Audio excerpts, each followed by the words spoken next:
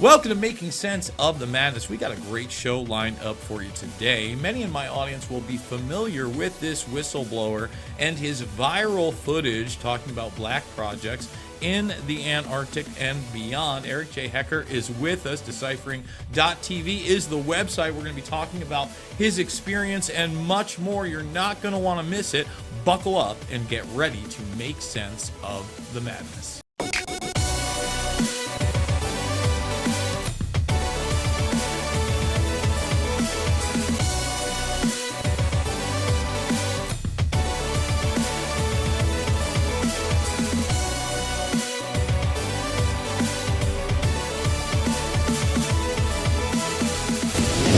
And we are back. And Eric, I just want to thank you for joining us. Now, your footage has been shared with me by numerous people. I think I caught it probably within the first week, kind of on my own. And then people are sending me this stuff and they're asking me what I think. And I'm like, well, black projects do exist. And the Arctic region is actually a pretty good place for them, as not many people travel there. And there have been certain treaties, et cetera, and exploration that we just don't know much about it really since the World War II era. And that's just a fact. So before we get into that, let's talk about some of your prior experiences, because you also had some work with Raytheon, et cetera. Give us your background. I guess that's rather challenging because I'm trying to figure it out myself at this point. I guess my background started on Long Island. I grew up. It's a very military industrial complex area. So I guess I crossed paths with a lot of interesting people before I even went to Antarctica.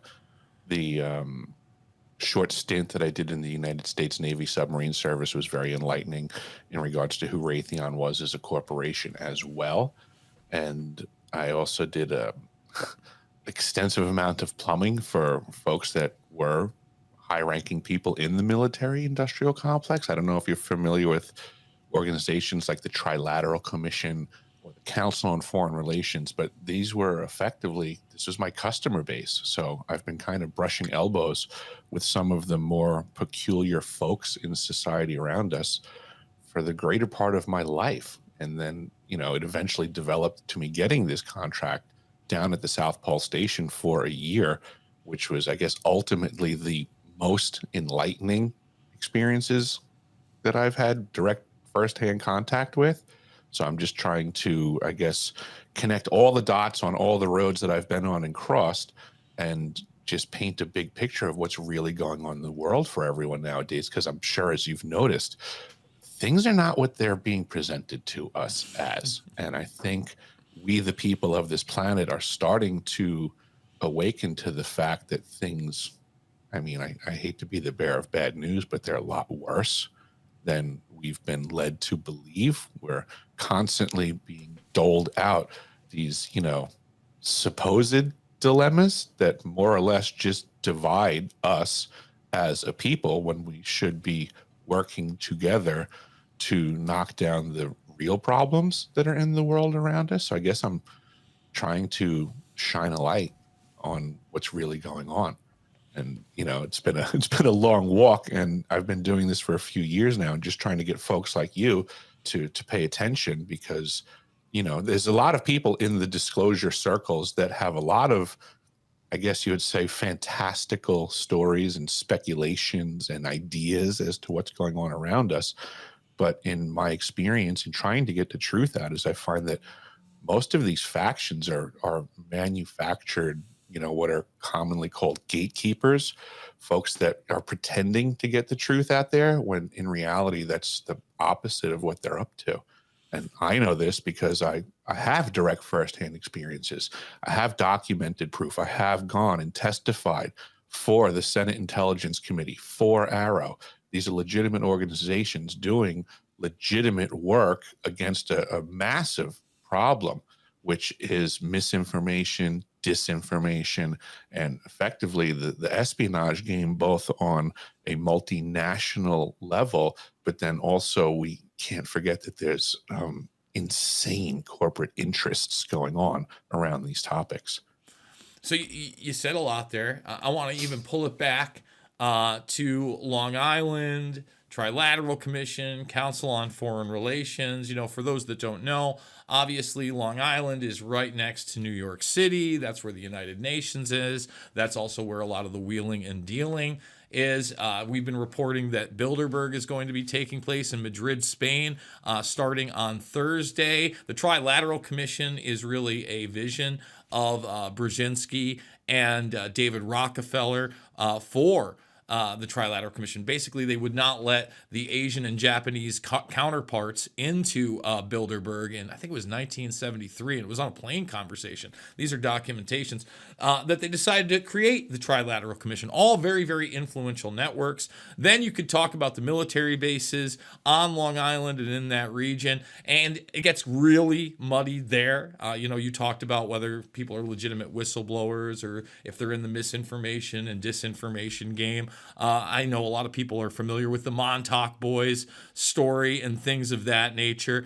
In fact, my good friends at TruthStream Media, they interviewed some of those individuals and went down to that military base. Ultimately, they didn't end up using any of that for their film, The Minds of Men, but I got to see a lot of it, and I thought it was super interesting. I certainly think something went on there, but I think when you get into the realm of quote-unquote black projects, and you're talking about weapon systems, propulsion systems, when you are talking about drugs, mind control corporations, they all intermingle in this manner that there is a plausible deniability circle. And there is, very easy ways to manipulate information and throw disinformation into the mix that's going to really negate the credibility of all of it. And obviously, this has been done purposely. So when you see this arena, what are your thoughts on it? How much of it is real? I mean, we'll get to you in Antarctica and what you think was going on there. But like you said, we haven't been told the truth for a very long time. We really haven't had any super technological breakthroughs that we know of in propulsion, flight, etc., in weapon systems in space, in weapon systems in submarines or in the water, etc., or we haven't been told about them. So what are your thoughts on that? We just haven't been told. There's a lot going on behind the scenes that the average mortgage payer is not privy to. There's been massive gains in weapons platforms, submarine-based weapons, new DARPA submersible platforms that appear to be both submersible and have an aerospace capacity to them as well. A lot of the information that I've divulged about what's going on at the South Pole Station clearly indicates that there's a higher level of technology at play, and people are not aware of what's going on around them. I like to say that in the modern realm of war, the weapons are invisible and the walking wounded are right next to us all day long. We're just not aware of what the wounds of modern weaponry is. And the term that we need to get into our vernacular as fast as possible is directed energy weapons platforms. That seems to be the nature of the beast contemporarily. And we have, here in the United States, at the very least, I can't speak for other countries, but here in the US, our factions are taking measures to protect those in their employ because they're obligated to. The Department of Defense has put out literature so that their employees know how to report a directed energy weapons attack on either themselves, family members, people close to them. And it's not because these systems don't exist and aren't real. It's because this is the nature of the beast contemporarily. It's just spoken of few and far between. So when we're talking about directed energy weapons, aren't we talking about also an array of different technologies and uses? For instance, you just kind of alluded to the idea of targeted individuals. We've had some mainstream stories over the past several years that have been reported and then contested about quote unquote Havana syndrome. We could also talk about directed energy weapons in the sense of space warfare, extensions of the Star Wars program, rods of God, etc. Those type of things.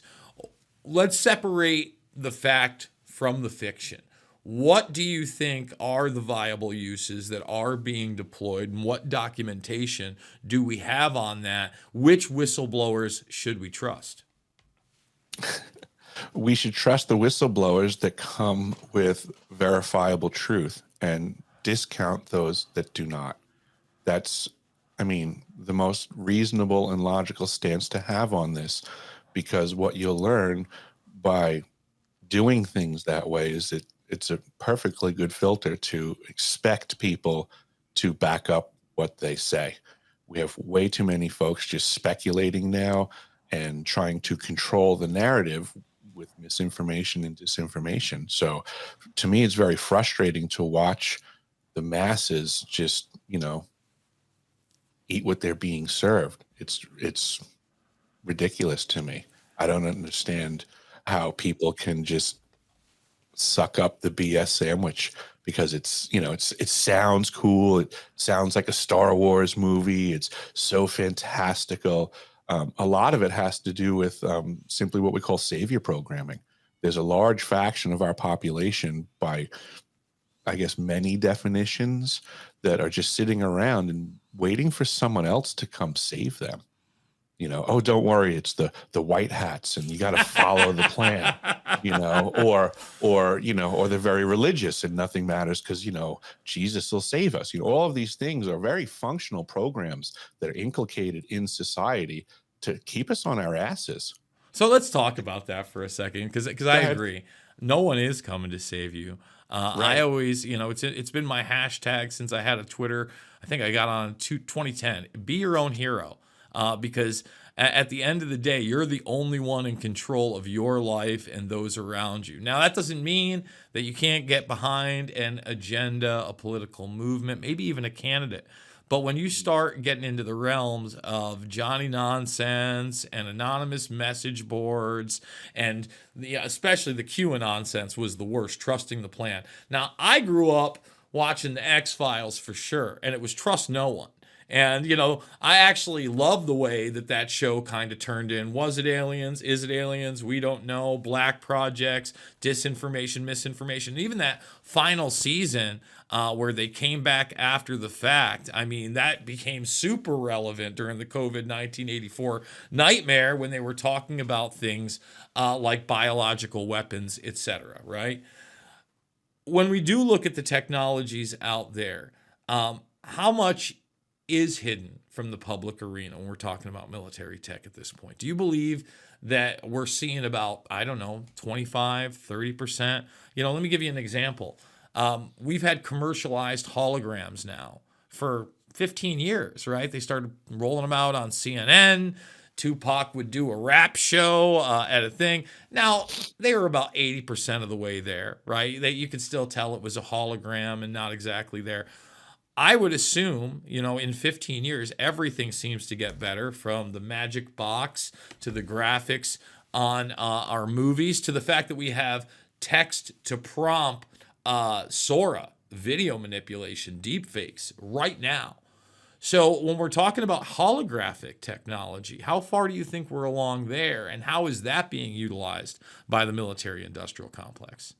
I think at this stage of the game, we need to plan for the worst and hope for the best. And the worst case scenario is this stuff's been mastered to a degree that we have not been informed yet. And let's just presume that these mastered technologies have been applied for 3 decades. That's where we need to put our brains at, is, what nefarious things can be accomplished by abusing these technologies. And then let's look around the world around us and look for signs of this having been ongoing for quite a bit, because I think that's the level of manipulation that our society is currently operating under that no one's paying attention to. We're going to take a break.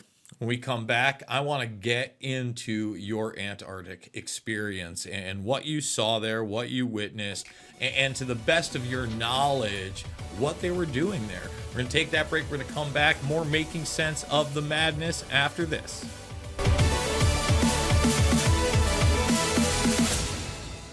Hey everybody, Jason Bermas here. Let you know that making sense of the madness is changing for a bit. Soon enough, we're going to be moving to a more commentary-driven show, which airs live on my socials. Now, we hope to get some minor sponsors at $1,000 a piece each month and move it back in the direction of what you just saw with those great interviews with people who have done deep research. Now, until then, I really do need your support individually as well. Consider donating via the links down below, especially the Buy Me a Coffee, $5, $10, $15. It does mean the world to me, and it keeps this broadcast moving. Thank you so much, Bermas Brigade, for your continued support. And we are back. We are with whistleblower Eric J. Hecker. So let's get into it. When were you deployed to the South Pole? What was that experience like? Before we even get to the whistle blown, like, how do you say, I'm going to take a job in the South Pole? And then you go on that journey. Most people have not gone on that journey. There are those that'll contest there's an ice wall, and it's all an illusion. You've spent some time in the South Pole. Take us on the path to getting there. You got it. It was quite the adventure in just getting there. At the time, I was a resident of Long Island, so we had to commute over to Colorado.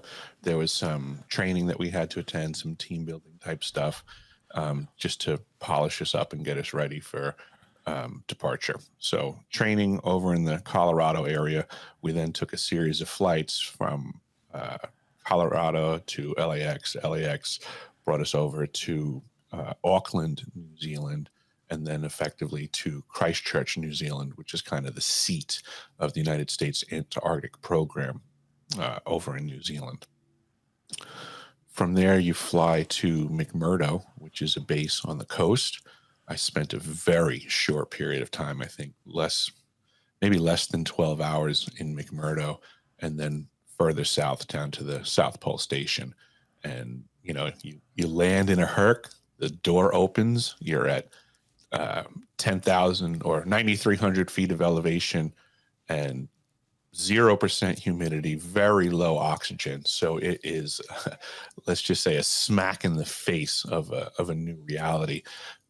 Disembarking that Herc and making the first walk from the skiway to the elevated station, your body's extremely taxed. You can feel it immediately. When I was getting off of the plane, they have all your bags lined up and you grab your stuff. And the idea is to, walk to the elevated station. And I remember the lack of oxygen and the atmosphere and all that stuff. I mean, I was sucking wind. I was having a hard time. It was freezing cold. I got all of this gear on. And then I remember there was a gal who came walking from the elevated station. This is someone who had wintered over, had been there for a year, and we're showing up like to, change shifts basically. So this person who is acclimated to the cold weather, acclimated to the lack of oxygen, this girl comes over, and I mean, I'm dying to try to lift up my bags. And this girl came over and she just picked him up, put him right on her shoulders, and just started humping him right over to the station. And I went, oh, this is very humbling. So now you get into the station. There's this new reality that you're a part of. When do you start to realize what you're working on? I guess I had red flags knowing that I was employed by Raytheon. So I knew to, keep my eyes open, keep my ears open, pay attention that, something was going to pop up eventually. And I guess the first time that I could confirm that things were not as they seem was on a particular day. I was looking to swap out a pump, and I had to do some electrical work to, get the power off of it, pull the pump out, do all that fun stuff. But in the process, I came across an electrical panel where I was going to do my isolation of the circuit, lockout, tag out, and all that. But there was a question as to the circuit that I was working on being properly identified. So standard safety issue. I had to check with my chain of command and get confirmation. And in that process, I learned that the circuit next to mine in the panel which was causing the confusion, which was energized. The confusion was it was a system that I was told was supposed to be off. And that system was the ELF system, which is, you know, very much a military industrial complex system, a multifaceted directed energy weapons platform, to say the least. So when I found out that that system was actually energized, and it was a very peculiar conversation that I had, and it was kind of like, now that you know what this is, your mission is accomplishable, your circuit has been identified, so just do your job. So it was kind of just, shut up, get back on task, and kind of pretend we never had this conversation. But it's hard to forget things like that. So when you say ELF, are we talking about electronic light frequency machine? Is that what we're No, saying? extreme low frequency. It's a antenna array basically that works in both directions, both for receiving and transmitting. It's my understanding that it's miles and miles and miles of wire embedded in the ice. So it's a large antenna that, for all practical purposes, we, the crew of the South Pole Station, would have been, riding on top of, and that is not necessarily good for the crew in proximity.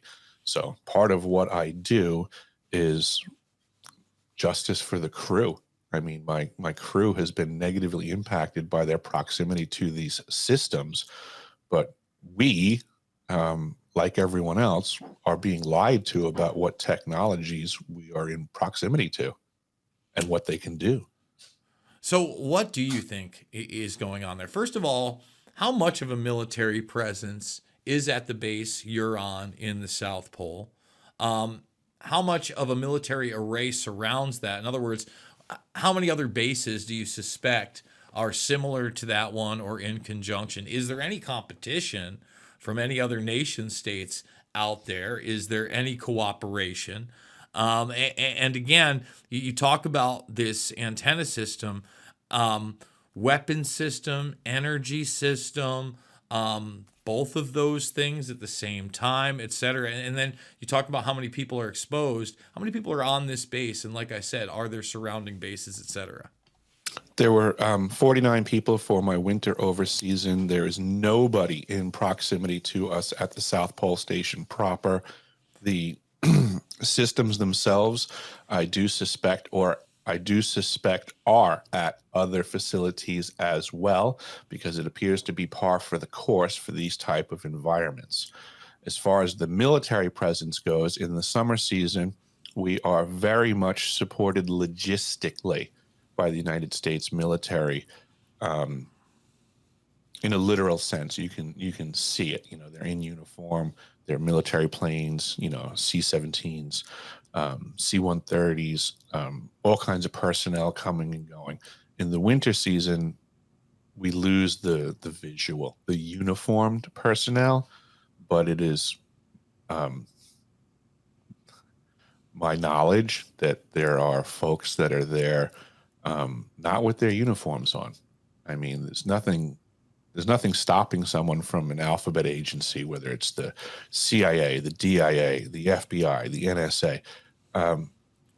They don't have to show up with their hat on representing their organization, but it's obvious that there's spooks in the mix and there's people there under false pretenses that certainly, yes, they can accomplish their primary mission. Oh, I'm a satellite communications technician. Okay, it's not possible that you work for the CIA as well. I mean, do they really have to wear a T-shirt that identifies who they are? I don't think so. I think there's a lot more folks operating under false pretenses at the facility than is public. So this kind of speaks to compartmentalization, black programs in general, and how they utilize this technology. Now, in the private sector, again, you're working for Raytheon. When I look at Raytheon, when I look at Lockheed Martin, when I even look at SpaceX, et cetera, I see basically the military arm of the military industrial complex undercover, right?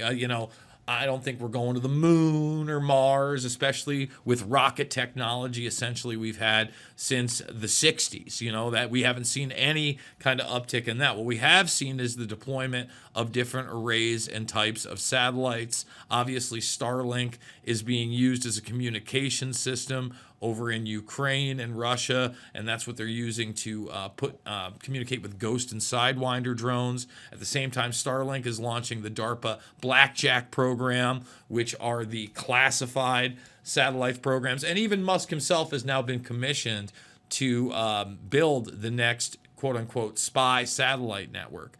Do you think that these energy systems, these antenna arrays, are communicating with those type of devices? I think they would use similar secreted communication systems for whatever intel they're passing around, but I believe that as a system themselves, they're independent in their function. Now, you mentioned earlier that you've kind of blown the whistle for not only yourself but your crew because these type of arrays can be harmful to human beings.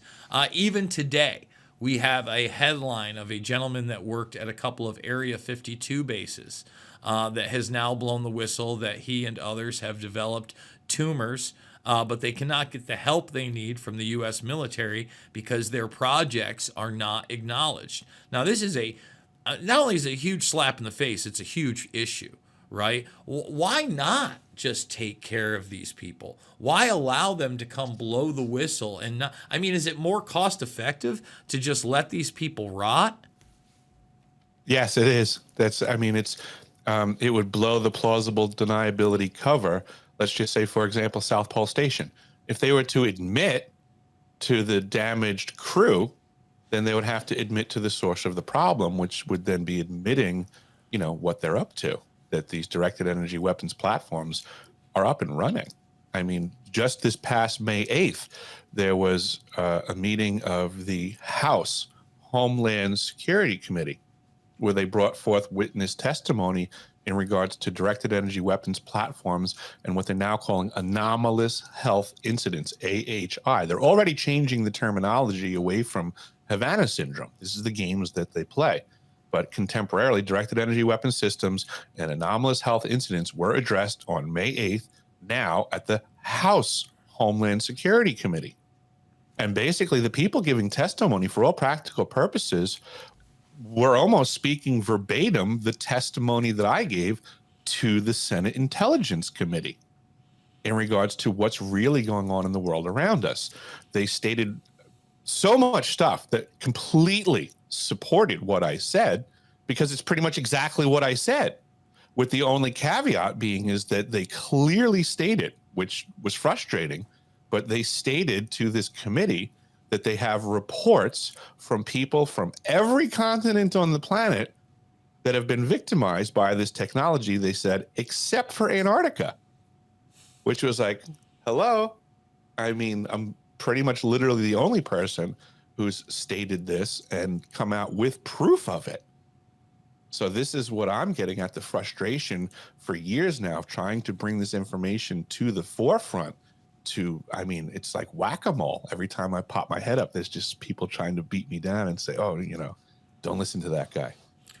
We're going to take a break. How do we get around the whack-a-mole when we come back? I mean, how are we effective in getting this message out there, not just in the court of public opinion, but in order to get some real action and accountability from our own government or military industrial complex? I haven't seen much over the past several decades, so I think that may be a problem. We're going to get Eric's take after this. More Making Sense of the Madness.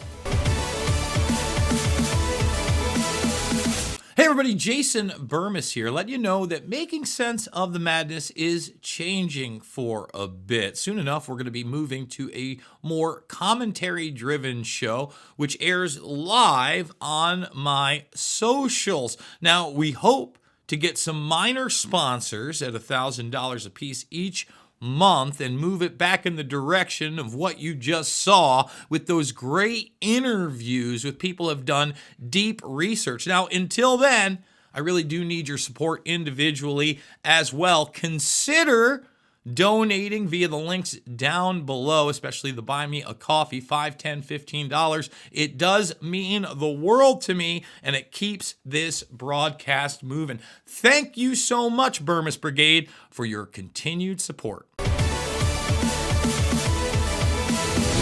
And we are back with Eric J. Hecker. How do we get accountability? I mean, we've got people like yourself. You seem pretty credentialed.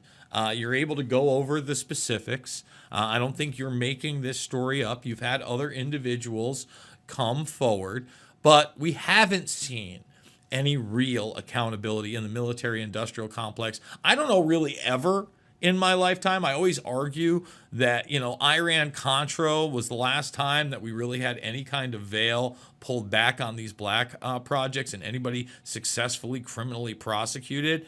I mean, now we're talking about what, late 80s, early 90s? That's a long time ago. You also posit a lot of these technologies have more than likely been operational for 3+ decades. That takes us into the 90s with technologies like directed energy weapons, like space weapons, like submergibles, alternate propulsion systems, weapon systems, etc. So what is obviously you're a part of this process and other people are trying to be a part of this process. How do you hit the zeitgeist? How do you get that accountability? I think as far as we the people go, I think of the 1975 movie The Network, where he says, first you have to get mad. I mean, we should be mad that we've been treated this way. We should be mad that our friends, families, and loved ones are now suffering in this environment. We should be mad that we've been lied to. We should be mad that our government representatives have lost oversight of things that they're supposed to be maintaining, for society. That we should be mad about a lot of things, and that anger should be directed appropriately to bring closure to these problems. But instead, we are, as a society, led by the nose constantly to the next thing that we should focus our frustration on. And that in and of itself is a tactic, is through the functional utilization of these technologies that I'm saying we're under threat from. I mean, how easy is it for the people at the right level to simply dial a knob, basically, and say, tomorrow we want everybody bickering about this topic? I mean, we see it every single day. The topic changes every day. Where our focus is changed on us every day. So the first thing that we have to do is get extremely unmanageable. We have to stop following the direction. We have to start being frustrated by those that are pushing us in this direction. And we have to fight this incessant application of intention to divide us. It's a full court press now. Everything we see in the mainstream media is about dividing us by stupid topics. It's just, but it works so well. And people need to pay attention to the application of outside intent in their own environment, which unfortunately, because of these technologies that are available now, it goes right up to and including the privacy of your own head. I mean, this is all under attack right now. So, you talked about turning a dial. Now some of that is kind of, in regards to the fact that they can create an issue. It can be the main talking points via the media. They can have talking heads on both sides. There'll be a conservative talking point, a liberal talking point, etc. But when we are talking about this type of technology and we are talking about directed energy, we also are kind of talking about the ability to not only target one individual, but a large swath of the populace for whatever reasons necessary, whether to agitate that populace, make them more docile, etc. And these have been discussed in military white papers for literal decades. I mean, you're talking that post-World War II era. Yeah, absolutely. The work of Dr. James Giordano.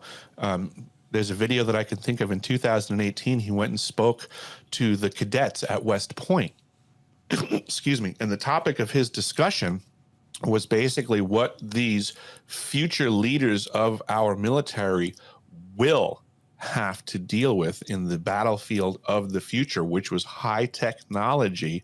And as referred to in his conversation, it is the battlefield of the mind.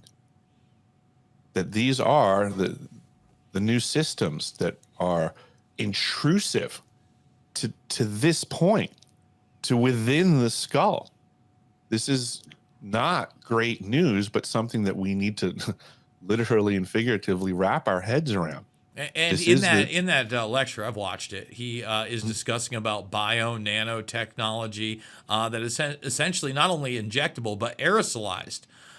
So again, it could be sprayed. We've had smart dust now on the record since the War of Terror. In fact, that's in NASA white papers from 2001, Future Strategic Warfare 2025. It's actually written about extensively in Annie Jacobson's First Platoon, where that technology was utilized. And I talk about smart dust, and people are like, oh, you're in fairy tale land. I'm like, no, there are books on it and white papers, and we've used it. And a lot of that technology, I would argue, was kind of beta tested during the War of Terror. So if you look at what we did in Afghanistan and Iraq, we took everybody's biometric information when we took those things. Now that's the norm. They're talking about utilizing that with cryptocurrencies and UBIs, et cetera, track trace database on another level. The drone technology was really grown there. The robot dogs were also utilized there as well. And this is all on the public face that now has a consumer level. Now you can buy a robot dog for $70,000 and it'll dance K-pop for you. Awesome.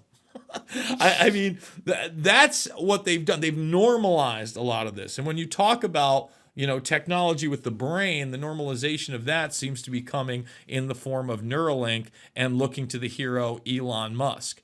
And again, this is old DARPA technology. We've had human brain interfaces for decades. So why do you think that they're pushing that in general? Do you think they want people to acclimate and accept it so that eventually when they realize it's been utilized on a much more micronized level, they'll just, it's like the next thing. It's like, oh, well, it's the next apathetic moment where I guess I can't do anything about it. Yeah, I mean this is what they do all day long. I mean, it's only a few years ago, right? People probably don't even realize this. But when drone technology first came out, it was banned in the United States because everybody understood, well, these are weapons of war. I mean, we would only have drones flying over an area that we would want to destroy. That drones are, military industrial complex weaponry. So of course we can fly our weapons in other countries, to promote our democratic way of, this is what we were all presented at the onset. But now look how far that line has moved. Are drones currently banned in the United States of America? No, they even tried to roll out the robot dogs during COVID 1984 in New York City. Right. So everything's a lie. Everything is not what they're doing right now. It's a step to the next step. And they're conditioning us like crazy to accept. Imagine if Hitler was in charge of the country right now. Look at the toolkit that he would have available to him.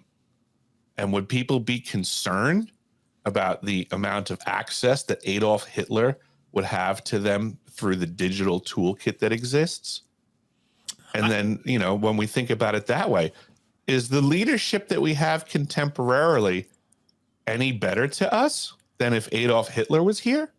I don't know that they are, and I don't know that they have been for a very long time. Even Right. when you look at, the Bush family and how they came up, Prescott Bush in particular, there's Nazi funding before and after the war, Harriman Brothers banking, the fact that our military-industrial complex is essentially built from the ground up on fallen Nazis, whether it be NASA for instance, or other institutions within our intelligence community. That's a reality. I mean, you look at Werner von Braun, and a lot of people don't want to, so they have that toolkit, unfortunately. We're going to take a break. You talked about digital. I want to get into AI, where you think it really is and what that's going to mean for the military-industrial complex and whistleblowers at this point, if anything can be faked. We're not just talking about documents now. We're talking about photos, video evidence, and more. Is that going to blur the line even further? With Eric J. Hecker back after this with more Making Sense of the Madness.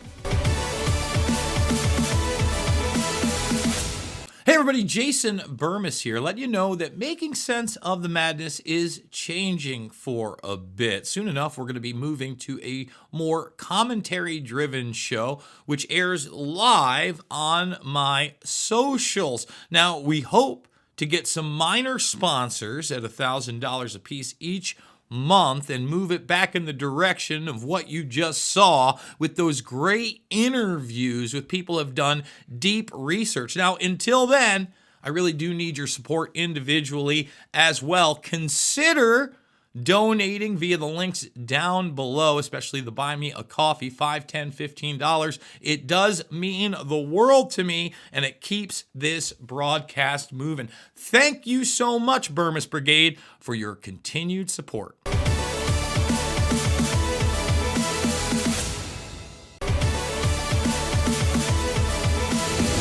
And we are back with Eric J. Hecker. Let's talk AI. That is the buzz of the day. GPT-4o just launched. It's a creep fest like something out of the movie Her.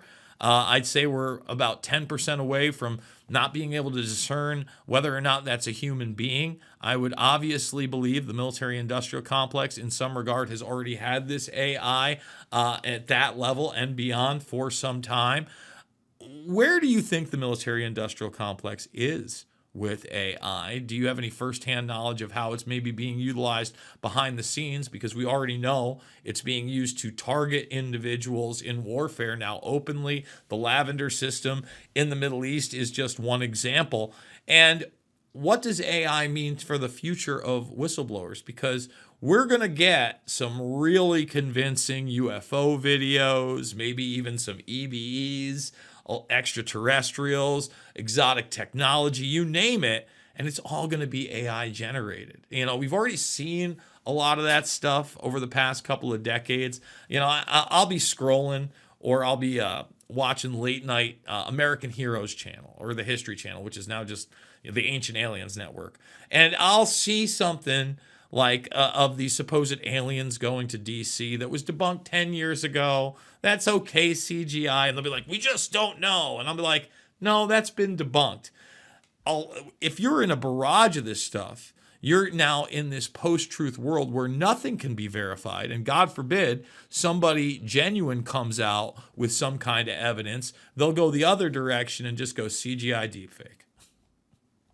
Yeah, I mean, that is the current state of the union. The technology that exists, I mean, you have editing software programs like DaVinci Resolve, which is, available to everybody.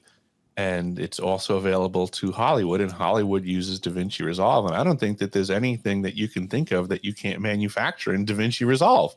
So, right off the bat, everything can be fabricated. And we're in a position right now, which I believe we're being set up for. Like the sign behind me here says, COINTELPRO owns ufology. But are people even aware nowadays what COINTELPRO is? My audience is. Fair enough. But most people are not. And, when I tell people about the UFO arena, and, this was something that I was into as a very little kid. For instance, if you remember the Time Life series, read the book, Ancient Mysteries. I've got a couple of them over there, but that was my first introduction into the realm. And then obviously as cable expanded, there was more and more. The internet, oh my goodness. One of the first things that I did was I went and I got the famed Majestic 12 documents that, were said to be a fraud. I wanted to see it from every direction, right?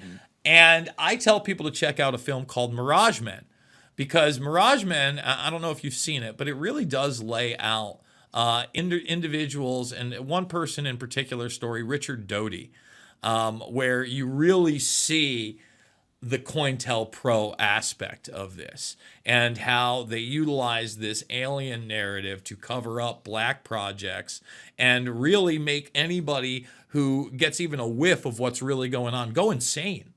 Ruin them financially, get them to buy into false narratives. If you haven't seen it, I think it's still free on YouTube with ads, but it's an excellent thing. Doty is one of those guys that openly says he worked with the government in disinformation, but he saw the alien bodies. And contemporarily says, but I'm no longer with them anymore, and now I'm telling the truth. And that seems to be what disclosure is awash with right now. Is all of these guys that straight up confess to having ties with the U.S. federal government in regards to being, counterintelligence, counter-espionage. Oh, okay. And you're going to risk your retirement to break away from them right now? What a load of crap that is. This is exactly who we should be concerned about. Is Doty a fountain of information, or is he a fountain of misinformation? That's up to the people to learn to discern, but they seem to be failing at it. Well, again, I think you kind of have to get into the weeds, right? And you have to actually want to sit down and do your own research. And that's been demonized. Now, if you do your own research, you're a domestic terrorist and a white supremacist and a bigot. So you're not supposed to do those things. You're supposed to let the mainstream media set the narrative. And then I also think that certain people that get into this arena, they already have a mindset of what they believe because what they've seen. And they're only searching out information that is going to confirm that, giving them more and more confirmation bias. And then, and unfortunately, they don't even actually have any supporting information. They just have more and more speculation. So, as an example, the arena that I'm in, right? I'm trying to discuss truth in what's going on in Antarctica. Okay, I have found myself amongst a sea of liars and disinformationists that are attempting to control the narrative of what's going on in Antarctica.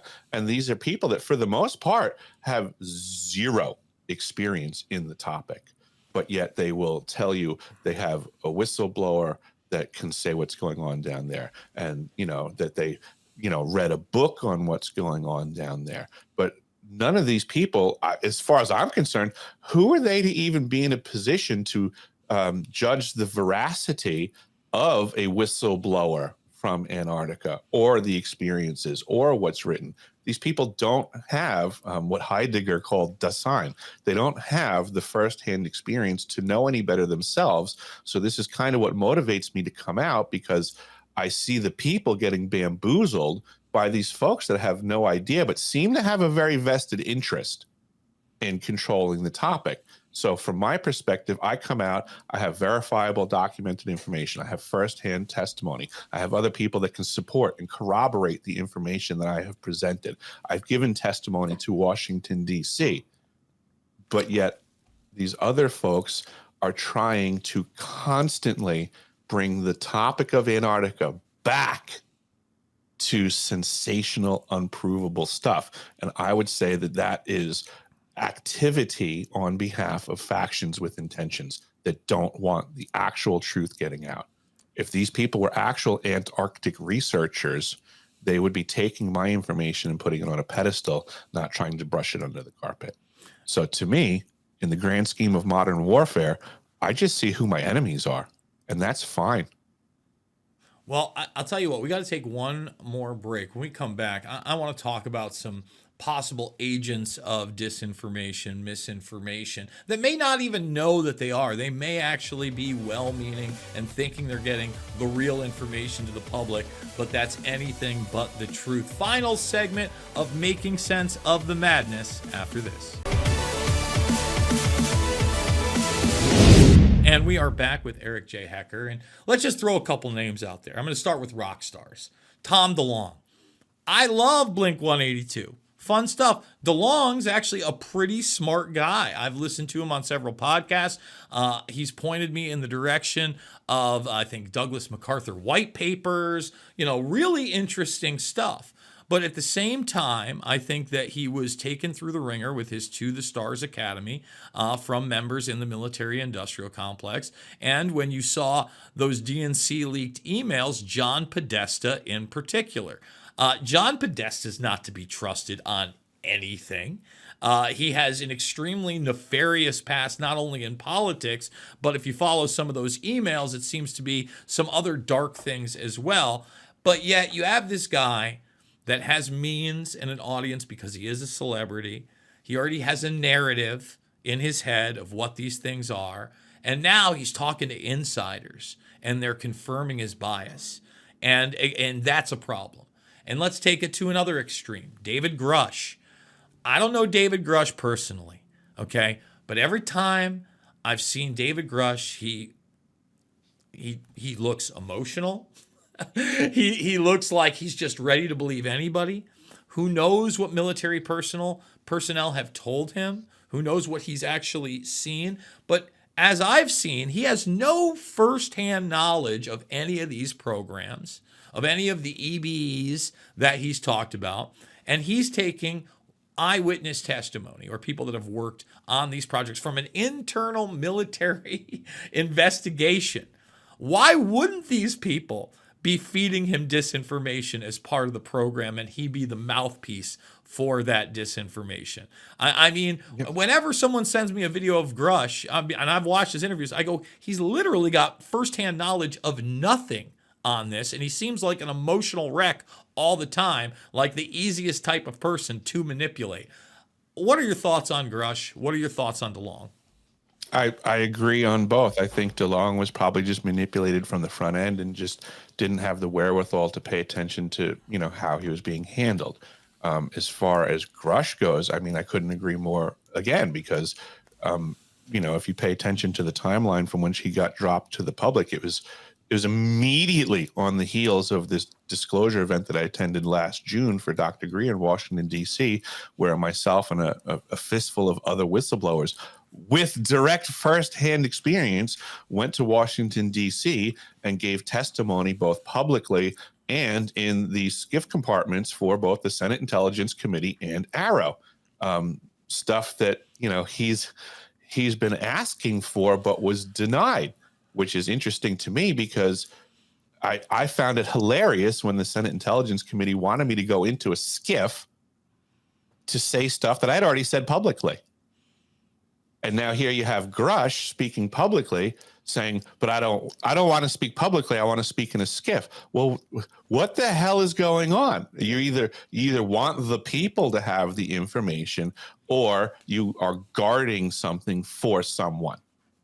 So I feel that that's where I show up diametrically opposed to almost everybody in the disclosure community, because I'm coming guns a-blazing with my own direct firsthand experience and kicking in the doors of those that keep continually attempting to compartmentalize all of this. So I'm sick and tired of people closing doors and discounting the truth. I've been in this game for a long time. It's kind of what I expect. I remember watching the very first disclosure thing at the National Press Club, I think all the way back in 2000. It might have been 2001, but I know it was prior to 9/11. And, I thought that some of the people were very direct. They had the firsthand knowledge. They were giving their accounts. Others, I was a little bit more dismissive of. Who are some of the other whistleblowers? As you said, there's probably only a handful of them out there that we should be paying attention to and looking at their stories. Wow. I guess Colonel Heckert was another gentleman from the disclosure event, and he was an SR-71 Blackbird pilot. So he's another person with direct firsthand experience. And SR-71s, by the way, everybody, it's now declassified. You can watch the old people working at Lockheed Martin. You can actually watch video footage of UFOs that were side by side that were SR-71s back in the day. And isn't the SR-71, correct me if I'm wrong, is that the last declassified jet propulsion project that we really know about? Or is it the... Or is it we get to the 90s when they show us the stealth bomber? But we still don't know the entire story behind the stealth bomber. I'm pretty sure the SR-71 is the only one that's kind of been declassified top to bottom. Yeah, I mean, I would imagine the technology's been declassified, but not necessarily the missions. And I would suggest that the war platforms that we see contemporarily, like the stealth bomber and stuff, they do a lot more than what we're told. There's a lot more technology going on than what we're told. So these are again considerations: is how far off the mark is our believed perspective of reality from the reality that we've been presented. What else is really going on? And that's the complexity of it. This is why we need to fight to get through these gatekeepers, through these compartments, through these misinformation, either specialists or, if we want to be nice about it, that they're just slaves to a system like COINTELPRO, and they're just, they're not high enough caliber people to care. I mean, a lot of these people are, enamored by the camera and the microphone and the lifestyle that it provides them. I think of like Ben Franklin when he said way back when that we can't have any politician provide for their family from the monies that come from the political office, or they're already corrupted. And the idea being is that he wanted people to be high caliber professionals that weren't endeared to the office so they wouldn't be corrupted. I think a lot of people in the disclosure circles have become so endeared to their position as a primary role of income that they're wholly corrupted because they need to get the next scoop, and they need to get the next scoop more than they need that scoop to be accurate. And, again, I've been in this arena for a very long time. I see it in the alternative media. I was around when influencers weren't a thing, but now that's the big thing. And a lot of it is about clout, fame, unfortunately, and not about the truth getting out to the masses. We got a couple minutes left in the broadcast. What would you like to leave the audience with? And tell them about deciphering.tv. Deciphering.tv is my platform for truth that is currently getting revamped as we speak. So I hope everybody comes to check it out. I want to maintain a voice of freedom in this world. And it's unfortunate. I'm sure you've come to conclude that freedom is no longer free in our society. So I am investing of my own free will and accord into a platform that allows me to speak in an uncensored capacity. I invite people to join me there. I intend on having other people join the platform because I see that this is the primary problem right now is this lack of truth. So I believe that people need to do more to dig for the truth, to put some effort into it, to do some homework on connecting the dots, and share that information. As you can see, there's a fight now, and these platforms, they're not going to make it without support. So, whoever you're following, whoever you think is doing due diligence to get the truth out there, folks, do what you can to help move that information around, because that's the key to freedom in the modern world is going to be learning how to discern between the good intel and the bad intel. And we've been getting I'm a bad big intel. preacher of having discernment. Listen to Yes. everybody, see both sides, every side, and then you got to use your own brain based on the evidence surrounding you and the prior evidence, etc. Discernment's a huge thing. Eric J. Hecker, a pleasure. Thank you so much. And thank you guys for watching me right here at Patriot.tv, Monday through Friday, where the truth lives. Remember, to me, it is not about left or right. It is always about right and wrong. I absolutely love you guys, and we will see you on the flip side. Hey everybody, Jason Bermas here. Let you know that making sense of the madness is changing for a bit. Soon enough, we're going to be moving to a more commentary-driven show, which airs live on my socials. Now, we hope to get some minor sponsors at $1,000 a piece each month and move it back in the direction of what you just saw with those great interviews with people who have done deep research. Now, until then, I really do need your support individually as well. Consider donating via the links down below, especially the Buy Me a Coffee, $5, $10, $15. It does mean the world to me, and it keeps this broadcast moving. Thank you so much, Bermas Brigade, for your continued support.